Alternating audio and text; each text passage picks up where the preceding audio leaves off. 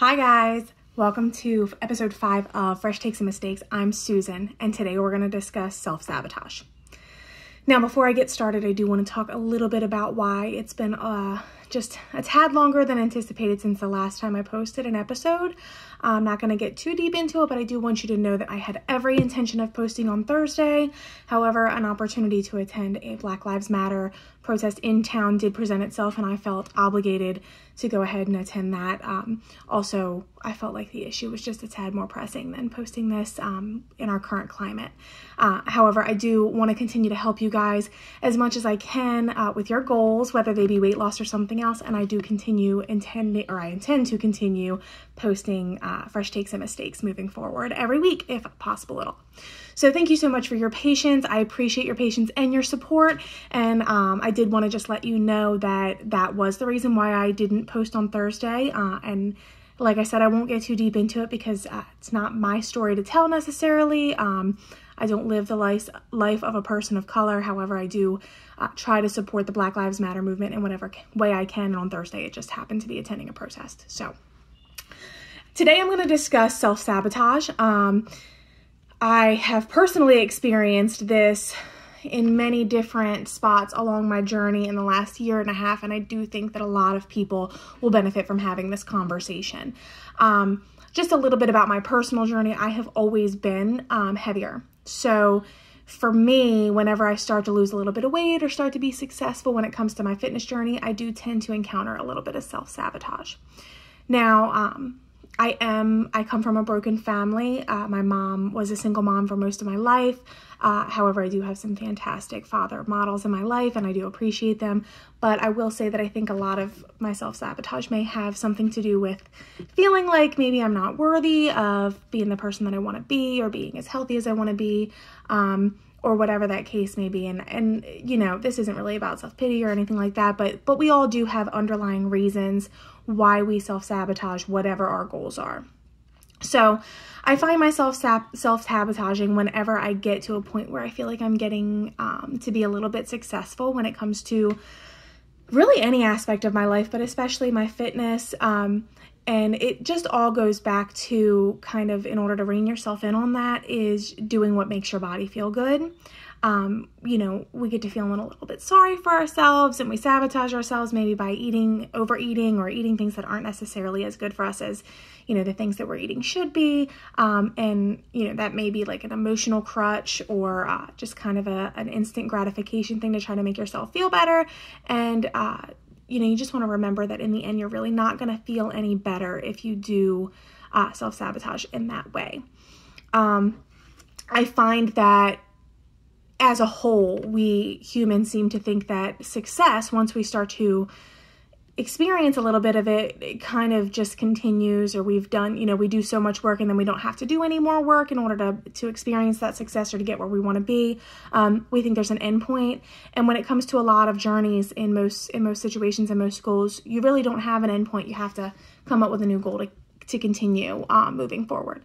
So I would say, in my experience personally, I started with a big goal, which I still have not reached, but I also went, with minor goals. So I did start out at 319 pounds, and in my first week, I think I lost about 10 pounds, and which was nice. That was a great little bit of momentum, and it did feel like success. But I was reading The Slight Edge, which I talk a little bit about just in general, and a lot of my social media platforms, I do talk about that book. It's by Jeff Olson, and it is really, really inspiring when it comes to success in really any goals. And I did read in that book what I was talking about, which is that most of the time when we start to experience a little bit of success, we stop doing the things that we know that we need to do in order to continue to feel that success, and we start doing old habits or going back to things and go back down that failure curve. And so the other thing he talks about too is that if you are not actively doing things that will cause your success in your life, you are actively doing things that will cause failure. So say, for example, if I am not actively going out and exercising, 3 times a week or whatever the case may be, then I am actively laying around or doing whatever else I would need to be doing in order to fail at my fitness journey. And that also applies to your financial goals, your professional goals, your relationship goals, your friendship goals. I think that applies in many, many aspects.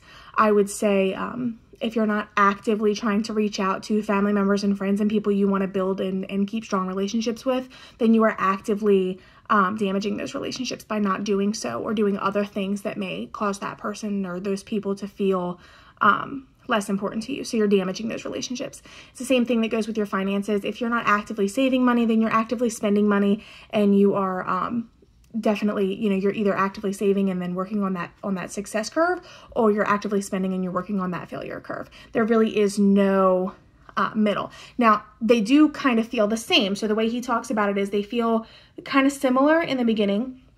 But then when you start to experience those actual effects of the success or the failure, that's when you start to see the difference. So I'm a little bit ridiculous right now, but if you notice, like, this is the failure curve, so this is going to go down, and then this is the success curve, and it's going to go up. So you're going to go kind of, like I said, parallel in the beginning. So failure, success, same right here in the beginning.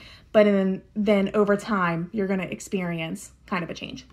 Anyway, I feel ridiculous right now, kind of trying to give you that look, or that, what is it, a visual? But for me personally, that kind of sat with me. And, even if you are on that success curve, if you don't continue to do those actions that you need to be doing to be successful, you will start to go back down to that failure curve. And it may not feel that way right away because, as we just said, success and failure, those actions, they feel the same at first. Over time, you will start to experience those consequences of the failure actions and your slight edge working against you. If you haven't read The Slight Edge, I really highly recommend reading it. And this isn't like, nobody's told me to say this. I just think it's a fantastic book.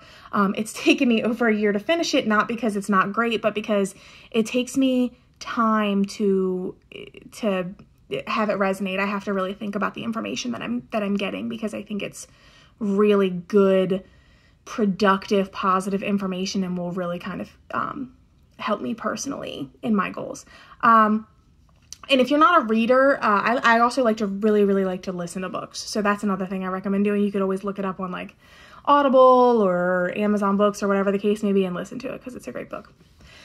Anyway, I would say self-sabotage definitely can occur when you are realizing that you are starting to experience the effects of success, and maybe you subconsciously don't think that you deserve that success, or subconsciously you might just think that the success will keep coming because now you've done enough work, or whatever the case may be, and then you start to do things that cause your failure. And I think that the biggest thing for me, and the most important thing for me, has been catching myself and realizing that I'm self-sabotaging, and wanting to catch myself before I start to experience those failure consequences, those effects of the failure actions that I am doing. So self-sabotage, very big deal, very big issue when it comes to meeting goals. And if it doesn't completely crush your goals, it definitely can slow them down. I know that it has slowed me down. But me personally, I feel like the fact that my journey has taken as long as it has and is continuing the way it is continuing is teaching me so much, and is making it so much more fulfilling for me personally than it would be if it had been, quickly, fast, and something that I got right away. I don't down anybody who does any different things to lose weight or to meet any goals that they want to lose. But for me personally, the length of time that it's taken me has been really super healthy, and helped me learn a lot of things about myself, and learn a lot of, coping mechanisms and ways to, better my life in all kinds of aspects, not just in the weight loss. So anyway, today may have felt more like a tangent, but I hope that my little tips on self-sabotaging, and even just acknowledging self-sabotage, maybe helped you guys out a little bit. Again, if it's not weight loss, then it might be something else for you, but I definitely think it's something that affects me. And although it may not affect you personally with your weight loss, it could affect you in other aspects, or maybe somebody you know. So that's definitely a big deal. If you have any questions, feel free to comment. You can always like, share, whatever you want to do. Thank you guys so much for being patient again. I know it took me a little longer to post this episode, but hopefully you understand, some things are just more pressing. So anyway, I will hopefully be posting at the end of this week. Maybe my sister will join me. We'll see. Because I think I'm going to try to visit her this weekend. But we'll see. One way or the other, I will be posting in the upcoming week, episode 6 of Fresh Takes and Mistakes. Have a great day, guys. Thanks.